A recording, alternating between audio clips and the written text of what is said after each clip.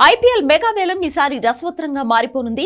BCCI ఇంకా retention rules ప్రకటించకపోయినా retain చేసుకునే ఆటగాళ్ల జాబితాపై ఫ్రాంచైజీలు క్లారిటీ తెచ్చుకున్నట్లు కనిపిస్తున్నాయి.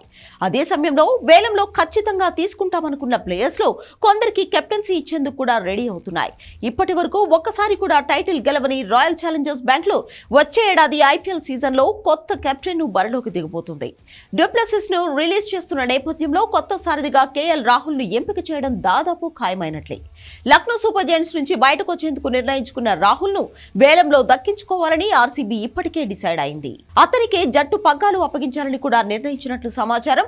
వేలంలో అతన్ని కొనుగోలు చేయడమే మిగిలిందని జట్టు వర్గాలు చెబుతున్నాయి. ఇక మరోవైపు ఆర్సీబీ ఫ్యాన్స్ కూడా రాహుల్ కెప్టెన్ గా మంచి చాయిస్ అంటూ కామెంట్స్ చేస్తున్నారు.